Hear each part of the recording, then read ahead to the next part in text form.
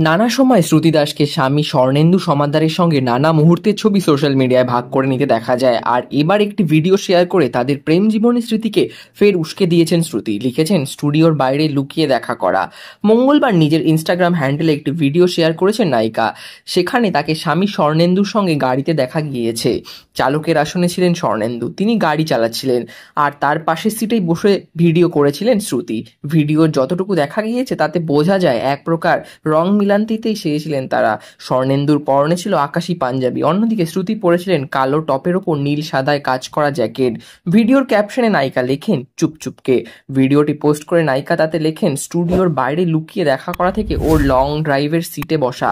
অর্থাৎ নায়িকা এর মাধ্যমে তাদের ভালোবাসার জার্নিটা তুলে ধরেছেন। একটা সময় যে মানুষটার সঙ্গে লুকিয়ে দেখা করতে হতো, আজ তার পাশের সিটে বসে তার গাড়িতে করে যাওয়া লম্বা এই জার্নিতে অনেক ওঠাপড়া এসেছে তাদের জীবনে।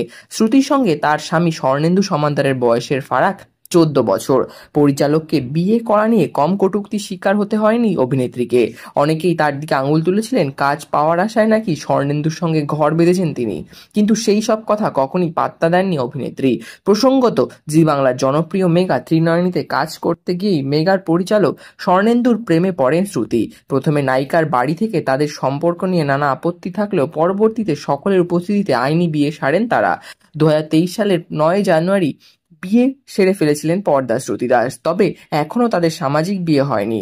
কাজের সূত্রে আর কিছুদিনের মধ্যেই উইন্ডোজ প্রোডাকশন হাউসের হাত ধরে বড় পর্দায় ডেবিউ করতে চলেছেন শ্রুতি।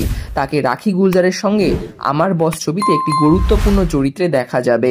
অন্যদিকে দোলের দিন অর্থাৎ 14ই মার্চ হইচইয়ের পর্দায় এসেছিল ডাইনি, সেখানেও একটি গুরুত্বপূর্ণ চরিত্রে নায়িকাকে দেখা গিয়েছে।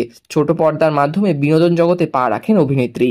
তাকে শেষবার জি বাংলার জনপ্রিয় মেগা রাঙা বউতে পাখির চরিত্রে দেখা গিয়েছিল। এরকমের নিত্য নতুন আপডেটের জন্য আমাদের চ্যানেলটি সাবস্ক্রাইব করে আমাদের পাশে থাকুন। ধন্যবাদ।